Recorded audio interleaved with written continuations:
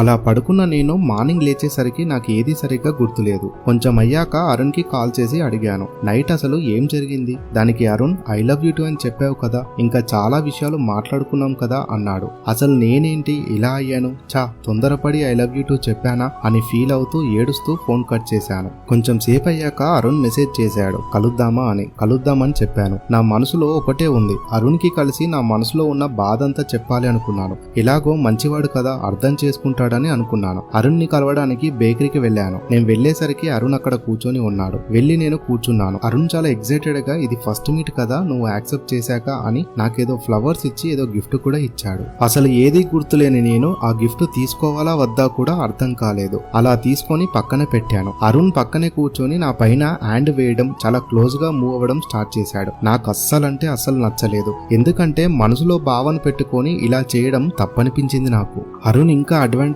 తీసుకొని క్లోజ్ అవ్వాలనుకున్నాడు. నేను కోపంగా లేచి ఇంకొక సైడ్ కూర్చొని, చూడు అరుణ్, నాకు నువ్వంటే ఇష్టం లేదు, నాకు మా బావ అంటే చాలా ఇష్టం అని ఏడ్చాను. అసలు నేను ఎందుకు ఇలా తొందరపడ్డానో కూడా అర్థం అవ్వడం లేదు అని అన్నాను. సారీ అరుణ్, మా బావని చిన్నప్పటి నుంచి ఇష్టపడుతున్నాను, అర్థం చేసుకో అని చెప్పాను. నీతో మాట్లాడే ప్రతి మాట మా బావతో షేర్ చేసుకున్నట్టే ఉంది, అందుకే మేబీ నేను క్లోజ్ అయ్యానేమో అనిపించింది. దానికి అరుణ్ పాజిటివ్ గా రియాక్ట్ అవుతాడేమో అనుకున్నాను. కానీ అదేంటి, మీ బావ ఇష్టమైతే నాతో ఎందుకు నైట్ కాల్స్ మాట్లాడావు, నాతో ఎందుకు ఐ లవ్ యూ టు చెప్పావు, నాతో ఎందుకు గంటలు గంటలు చాట్ చేసావు అని చాలా వరస్ట్ గా మాట్లాడడం స్టార్ట్ చేశాడు. దానికి నేనేం మాట్లాడలేకపోయాను, ఎందుకంటే నేను ఆలోచనలని తనకి చెప్పేశాను. ఇంకా మాట్లాడి నేను తనని ఇబ్బంది పెట్టాలనుకోవట్లేదు, అందుకే మౌనంగా ఉండిపోయాను. కాసేపటికి తనే తేరుకొని, సరే జ్యోతి, నేను నిన్ను అర్థం చేసుకోగలను, కానీ నా బాధను అర్థం చేసుకోవడానికి ఎవరూ లేరు, బాయ్ అని చెప్పేసి వెళ్లిపోయాడు. ఆ ఒక్క మాట నా చెంప మీద లాగి కొట్టినట్టు అనిపించింది. అరుణ్ అని కూడా పిలవలేకపోయాను. అలాగే ఇంటికి వచ్చేశాను. నాకెందుకో ఈ విషయం నాన్నకి చెప్పుకోవాలనిపించింది.